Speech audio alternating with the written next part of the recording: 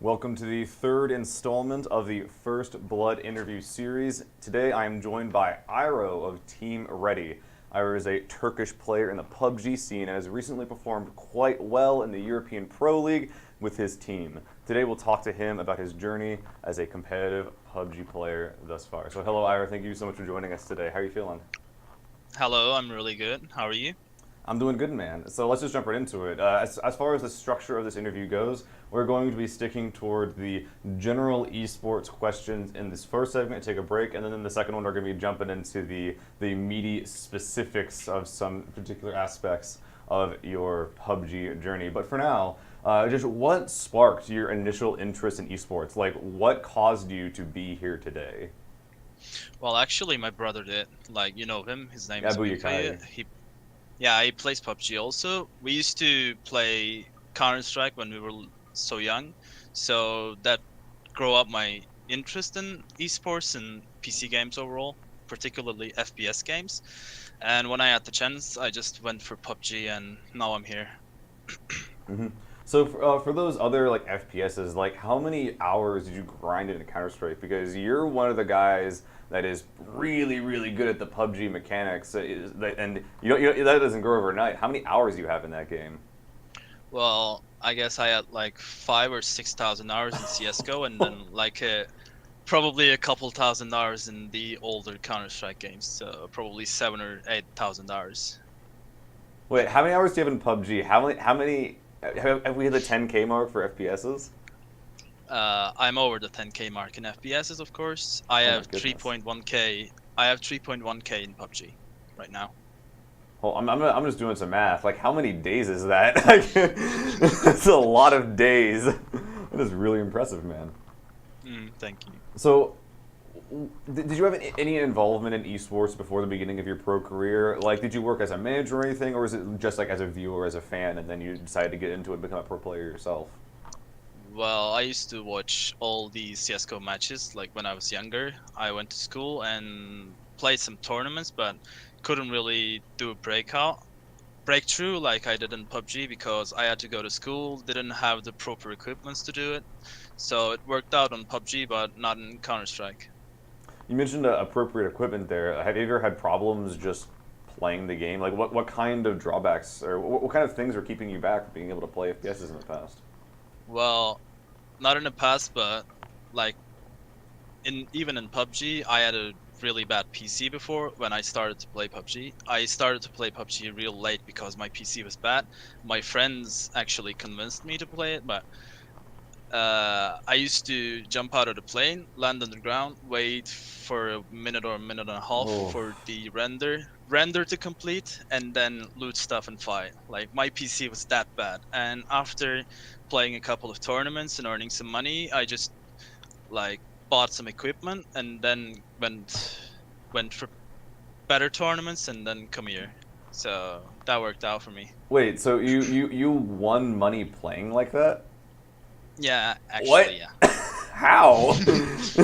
Well, I had a friend who invited me to play a LAN with him. Like it was my first LAN, in like 14 or 15 months ago. Had like $250 won from that tournament, and then bought a GPU with that money, and then started playing more competitively. And then after earning more and more money, I just bought a better PC and like came to where I am now with Team Ready. That's about as big of an underdog story as it gets. Like you could barely even play the game. In that Yeah. land, did you use your own PCs or did they provide them to you? Well, in LANs, of course, they provide, but Yeah, in while playing on, I'm sorry, while playing online, it was my own PC. yeah, yeah. Of course that makes sense. But some lands are BYOC, bring your computer. Other ones are uh, hmm they provide. Uh, so we know when you begin playing competitively. Or actually, no. Well, when did you begin playing competitively? Because you mentioned that for CS:GO that you couldn't really make a breakthrough. Did you ever like how hard in CS:GO did you try to make that breakthrough? Well, I couldn't try hard because I had to go to school, as I Hmm. mentioned before. So it doesn't really work out when you're that young. You don't have the money to go to LANs because you can't buy tickets. even if your family supports you, that's to a point. They can't support you with everything you have. You gotta add up at some point. So that didn't really work out because I knew I had to finish the school first before doing something in esports. So after finishing the school and having some money or earning some money, I did it in PUBG, but didn't work out in CS:GO.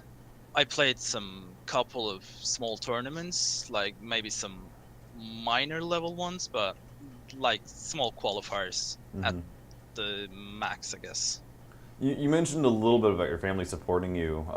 So between like your family, but also compared to like the Turkish esports climate in general, do you feel like what kind of support do you feel that you have between like the family and the culture? Like, and how does that feel right now to be a player in that location?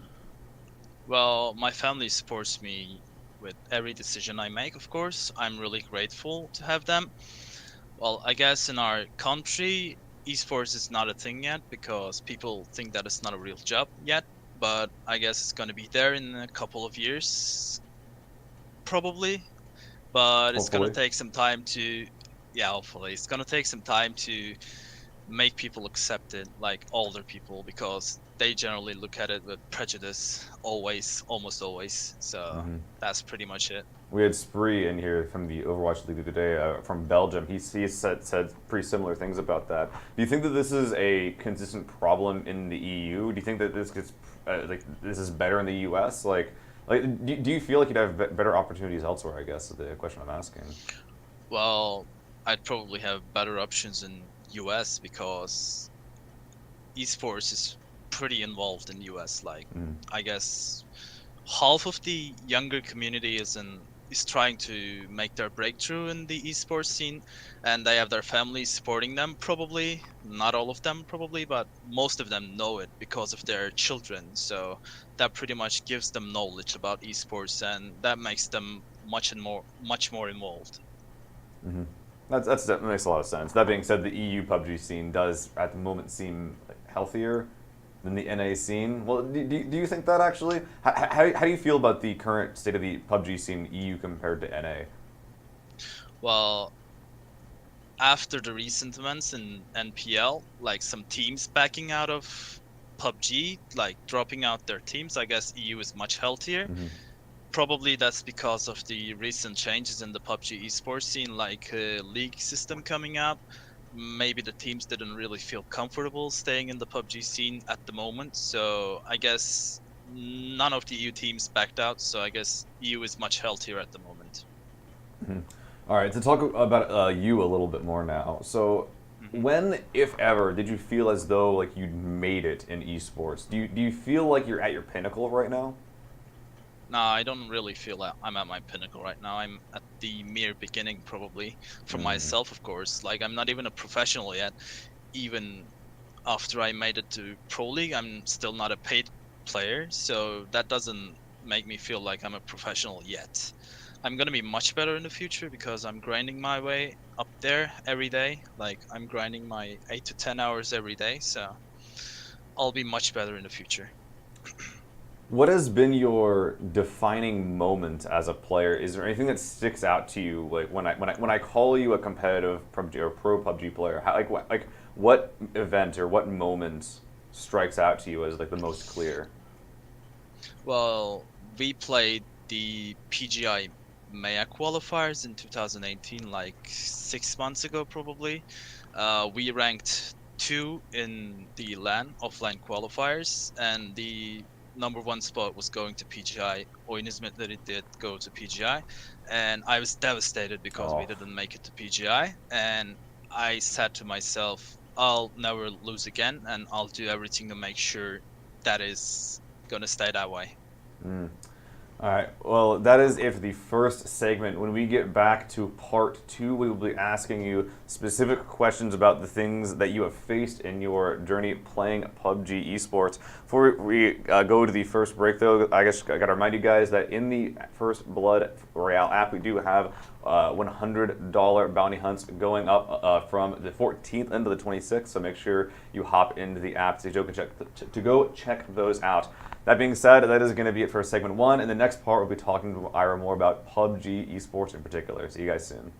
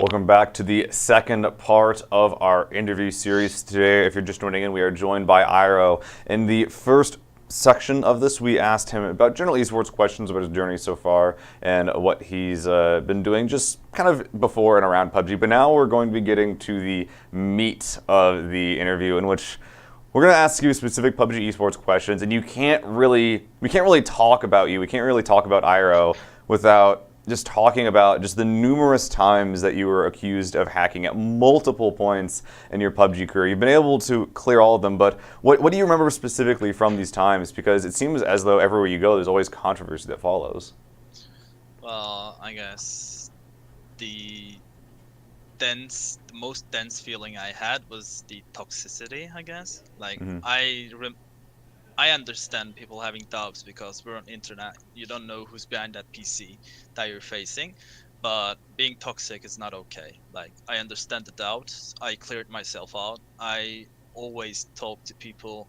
Like, I wasn't cheating, even whatever they were saying to me. They were being so toxic, but I said I wasn't cheating because I knew they were going to be, like, it was going to be out one day. Like, I was going to clear myself. I was sure of that because I know myself, but they were being so toxic. But most people had the courage and they set their ego aside and came and said sorry. So I'm fine with most of them, but the toxicity was really bad those days. Yeah, I remember at various points. I think that the first clip that really showed up was from the Nations Cup, and even issues in the FirstBlood community have showed up occasionally. I had to stamp those out, but how have these accusations affected you in the time that you spent playing the game? Like obviously it's affected you negatively, but besides like socially, do you feel like it's affected the way that you play the game and like the esports that you've played so far? Well, it didn't affect the way I play because what made people think I'm cheating was probably my game style, because I think, and what most people say is that my game style is a bit more different than other players. I don't know how that works because I never really I never really like checked that out. I don't know how that works out, but that was most likely it. It really affected me at some point. Like, I had like a month where I wasn't really healthy because they held me from playing the Face It beta because people thought I was cheating. So that really, my team was playing with other players, and I was just sitting here playing casual matchmaking games. So that was some bad time for me. Like it was my worst time. That's really unfortunate to hear, man.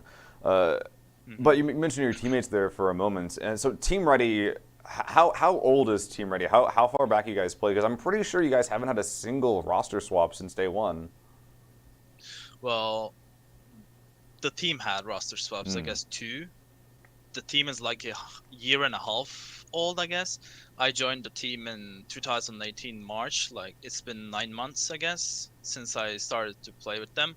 We had another player who had to stop playing PUBG because of his work. Like he had a job, he had a shop running, so he had to stop playing. And we got Mert Gungash like in March, no, 2 months after March in May, and we've been playing with the same roster for 7 months, I guess.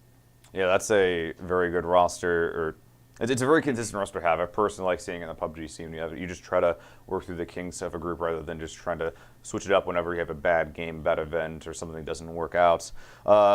But talk more about your team as well. So, how has your team responded to all the hacking accusations? Because it seems as though publicly they've always had your support, and you've always had theirs. They always supported me because they knew I wasn't cheating.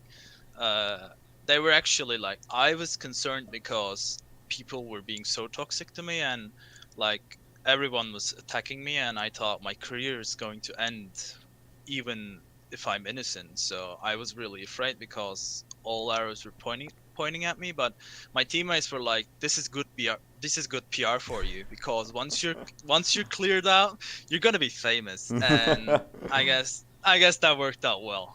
So let's go ahead and talk about the clearing process. I don't think that there's really many people that still think that you're hacking, and I like why do you think that is? Well, I have no idea actually. Like Really? you can't change some people's mind, I guess. They should think whatever they want to think. I did what I can do. Like I did what I'm doing online and offline, so I got nothing else to do except that. I'm just gonna keep playing. I mean, it seems like all signals point towards EPL though, because I remember watching the Twitch chat, and it got like kind of bad whenever you were on screen, and then like you had a really good game, and people were just like, wait. You can't like if you're hacking you can't do that offline. So do you think that's the case? Do you like it seems like to me that you cleared yourself through EPL quals or through EPL Hmm. LAN. Well, in the first group stage, I had the most damage, most headshots, and the most kills in all teams. And in the second group, I had some stats close to that. I had like 17 kills and like the damage close to my first group stage. And also GLL in GLL LAN.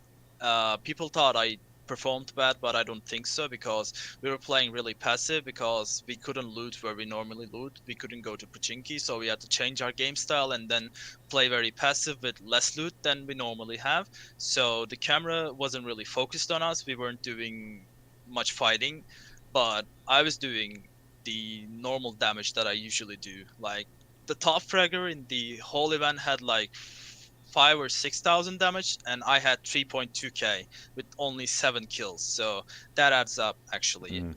I did what I could do.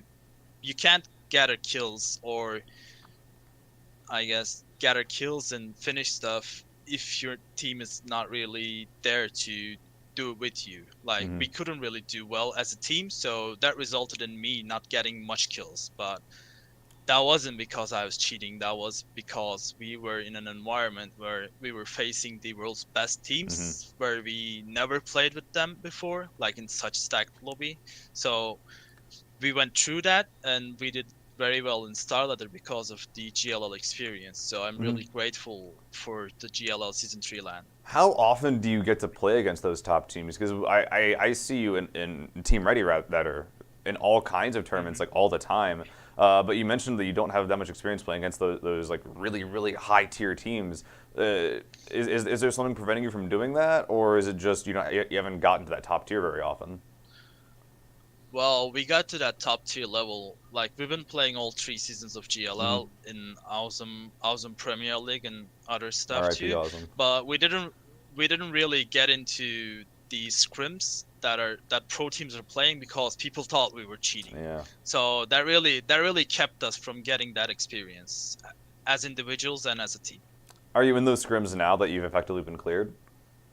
Yeah, yeah, yeah. We're in those That's scrims. great. That's great to hear. I'm really happy to hear that. By the way, I'd like to remind people from chat that if you have any questions, then please go ahead and ask them in chat so we can get them answered by Iroh. So the four I mentioned before that the four players that you've had since May. What kind do you personally think that having a consistent roster is good if you think you can make it work, or do you think that you should be trying to like kind of find the holes in the players, and then maybe if they can't fix those, to find new people? Because it seems like with not finding anyone new, that you're just trying to make this current roster work. Well, of course, having a roster play for a long time is really good because then if you play for a long time, you don't really need to communicate that much because you know what your teammate is going to do and you can just roll with it and do it really smooth. But also, if a player is underperforming and he's not improving in time, like for 6 months, for example, you should go for a roster change because this is a professional scene and you got to improve yourself no matter what and fix your mistakes. 6 months, that is a very long time to give someone if they're underperforming. But I guess at that point in time, that's a lot of time to improve, and that's a lot of communication that can really help. Uh, Hmm. I feel like personally when it comes to PUBG as well, and please give your input in this as well. It's almost like it almost seems like endurance can be more important than like your raw mechanical capability and just like your ability to play for with the same people for a long time. Like, what kind of traits do you think are important for a PUBG player? Well, most important thing is, I guess, being calm because like if you're excited in team fights, then you can't do the mechanical thing work because that's about you being calm, not how good you are. If you're calm, you can do everything better. You can aim better, you can move better, you can give info better, and you can react better to your teammates and to your enemies. So I guess the most important thing in PUBG is to be calm in hard situations. And I guess being a team player is the second most important thing in the game. All right, yeah, that's very very accurate, I would say. And do you think that how long do you think that like the PUBG like when you went to LAN, you have to play like quite a few games in a row. Do you think that's more or less tiring than other esports? Because it seems like on paper a very long time to play. Well, I used to play other games as we mentioned before, like in Counter-Strike, Rainbow Six, Battlefield, whatever game you want to mention. The PUBG is the most tiring one, Mm. definitely. Like it consumes your brain. You gotta eat constantly to have energy to play the game. I can play 15 hours of Rainbow Six and then go out for a run and come back. That'll be okay, but after playing 10 hours of PUBG, I'm just dead. I gotta sleep. Why do you think it's so tiring? Just like the brain power you need to play the game. Probably because I wasn't at a top tier level before in any other game, so it really takes your whole you gotta focus on the game much more. You gotta think it like as an entire thing. You gotta think about everything, tactics, movements, your enemies. So when you're a professional player, it's more like a real job. So Hmm. it really consumes you more. That's probably the difference. Yeah. So do you think it's more about PUBG being different from other games, or simply this being your first experience this deep into an esport, or do you think it's both of them?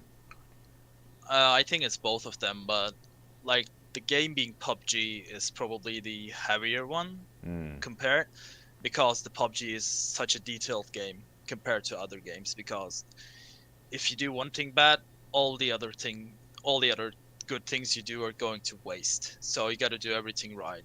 And that really takes up all of your energy. Mm. All right, well, that was it for our second segment for the specific PUBG esports related questions. If you have any more questions in chat, then please let us know by typing in. When we get back to our third and final segment, we'll be taking questions from you guys to see, well, how Iroh responds to what you guys say. Don't go anywhere, we'll come back to our third part soon.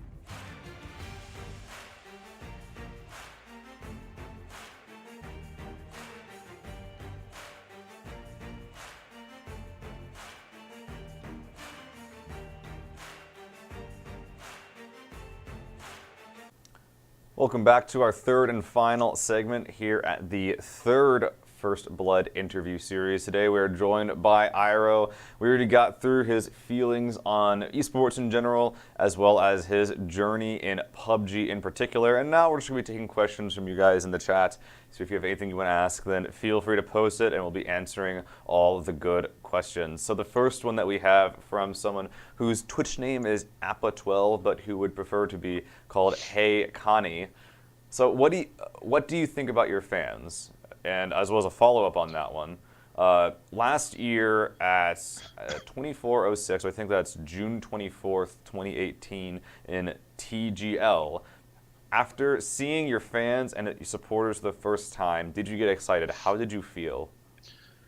Well, it was really good. Like, to have people supporting you, people that don't know you, people that you don't know supporting you is such an amazing feeling. Like, they know you, they trust you, and they support you no matter what you do. So that really feels amazing. And I had really good people supporting me in the Turkish community. Like they never thought I was cheating, that they knew that I was a really good player, and they supported me no matter what, even in those tough situations. They actually like replied for me in chats, like people who were accusing me or stuff. So I'm really grateful to have them. That's really good to hear. Uh, you mentioned that you had a lot of fans, but I think that in EPL you were the only Turkish team, if I'm not mistaken. I think that's where you probably got a lot of those fans, right? hmm Well, we were not the only team that was playing the qualifiers. Like there were like, I guess, five or six, but we are the only team that made it. So that really ups the fan base, I Mm-hmm. guess. Yeah, definitely got a lot of notice there to the point where hmm I remember in Twitch chat there was a lot of people that were really excited for Team Ready. I saw a lot of Team Ready emotes that were being spammed in Twitch chat, hmm so definitely had a lot of fans, potentially even more. hmm Maybe not even in number, but definitely just the amount of people that really want to see you guys do well, really want to see you win. Like they made it obvious. There was quite a few of them, so you definitely something to be proud of Yeah, there. yeah, their support is really generous. Thank you, everyone. So, from Tirali 1905, how are your relations with other teams like Galatasaray, Fenerbahce, or Besiktas? I'm sorry if I'm getting those names wrong. Well, I'm so sorry. it's all right. We're really good with other teams because like we're colleagues. You shouldn't be bad with them if you don't have personal issues with them. Like if we don't play this game, if they don't play this game, there's not going to be a scene going on. So you gotta respect them and you gotta be friends with them if you're feeling like it. So we're all good with our teams. That's good to hear. Have you been actually to expound on that? Have you been trying to like garner relations between other like European teams as well? Because for a while there, it seemed like there's a lot of people against you, but have you been able to garner relationships now that you've effectively cleared yourself since EPL? Yeah, I'm friends with most of the pro players. Like I have no bad relations with any of the pro players at the scene right now. Like there were players who thought I was cheating, but after clearing myself out, they came out and said sorry, and I'm all good with everyone. Also, really good with the European teams, NA teams, and all of those Mm-hmm. players. So I'm good. I remember people when your performance in EPL happened. I remember people like backtracking live on like calling you out so much and saying like, oh no, it was just a meme. It was just joking. It was all just a joke. And I was like, Mhm. really? I, I feel like that wasn't a joke. I feel like there were a lot of people that really were out for you there, and Well, yeah, actually, but if they wanna go behind that and push that as a reason, like memeing, it's alright for me. As long as they don't go toxic, they can troll it or meme it all they want. so you're more interested. Would you be more interested in, getting like your relationships back up with people who thought that you were cheating, or would you, or is it just like whatever they don't matter? They were bad to me. Like, are you gonna try to get in good grace with them again, or is it just get them out? Uh, if like there are some specific people who were so toxic against me that I'm not going to be friends with probably, but I've never said any bad words to people as I mentioned before because I was going to get cleared at some point and then become friends with most of them. So if they come and say sorry, if they think they did wrong, I'm gonna be good with them. Hmm. That's honestly really respectable, man. So real quick as well, I feel like we'd be remiss to mention this, but you speak English very well. Like, and honestly, me personally, like I have a ton of respect for bilingual people. We're actually having a little discussion about this before, and I thought it was very interesting. Mhm. How did you go about becoming bilingual? Well, when I was a child, I was really interested in other languages, especially English. Like it was the worldwide spoken language. So I used to go through dictionaries when I was in school, like in classes, like in painting classes, I used to go through dictionaries, and now I'm really bad at painting, but I'm good at English, so that worked out for me. All right, we have another question from chat here. So, quote from Appa12, a lot of Turkish pros got banned for using radar. Some of them were his friends, apparently, according to this person. What do you think about that? Some of them were some from the most famous teams in Turkey. So I guess we're referring to the ban wave. How do you feel about that most recent event? Well, it was shocking. Like, not the Turkish players only, but like some of the top tier EU org players got banned. Some of the NA players got banned. A lot of NA players. It was good. Yeah, it was good that the scene got cleared, even if it's not completely cleared. That we don't know that yet, but I mean, you can't know who's cheating on or who's not. That's why I understand people who doubt me, as long as they're not toxic, because you can't know someone's cheating or not. They can be really good or they can be using such good cheats. Hopefully we're getting to that point, though, where we can kind of begin figuring it out. Yeah, PUBG is stepping their game up, really. Like 40,000 people or more got banned in that ban Yeah, wave. I think that number's right. Cool. It's nuts. Yeah, it's really good. That's actually really good to hear as well, because when it comes to that particular ban wave, I think that was only for one particular hack. So on one hand, you can say, like, yes, PUBG's like one step to being even cleaner. It's very unfortunate that we lost, like, well-known, honestly well-respected players throughout that process, but it did have to happen at some point. What do you think the response will be to that ban wave, though? Do you think it's going to deter current cheaters from playing even more, or do you think they're just cheaters going to cheat, they're going to keep on going?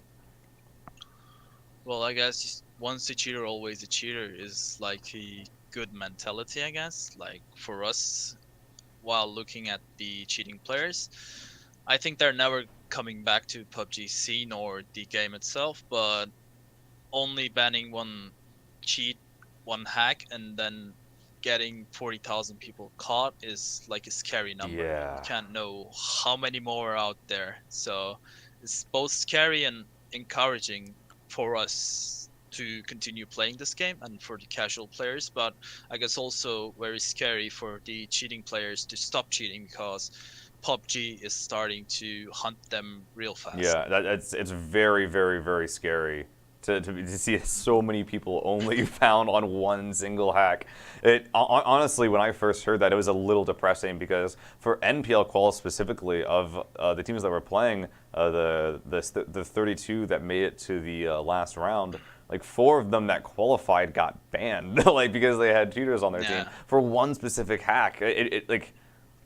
It feels very, very scary that there could be like even more hackers and users out there like that. It's a little scary. It's a little scary. By the way, from Mr. Kane, best regards from Galactus Array. We like Iroh, so they like you, you like them. It's a good day overall. Thank you. By the way, did you have anything? We're gonna be closing this out here in a couple of minutes. Make sure you guys get your questions in. Did you have anything that you wanted to tell any audience, any fans you wanted to talk to? Well, thank you all for supporting us for this whole time, like over a year, and we're not going to disappoint you. I make sure of that. All right. Well, I believe that is going to be it for us here in the 3rd interview series here at FirstBlood. Thank you so much for your time, Iroh. If you want to come on again sometime in the future, we'll be more than happy to have you to talk about any recent events that are revolving around you in the PUBG scene. But we're going to be closing it out today. Is there anything else you want to say? Anything at all? Any shout-outs for you or your org? Much. No, not really. All right, I'll do it for you then. Follow him at Iroh PUBG and follow his org at TeamReadyTR on Twitter. Make sure you get these guys a follow. They're really good players, and quite frankly, I would be surprised if they go too much longer without a big org backing them. Hopefully. Hopefully, indeed. All right. Well, that is going to be it for us today. Thank you guys so much for tuning in. We'll be back in the next few weeks, as always, with the Survival Sunday League going on every Sunday, as well as we're going to be getting some more interviews for you guys. Going to be trying to fill out the Thursday time slot for this series going forward. So Thursdays and Sundays, those are the times to be watching First Blood IO here on Twitch. That is going to be it from us today, though. Thank you guys so much for watching, and we'll see you guys next time.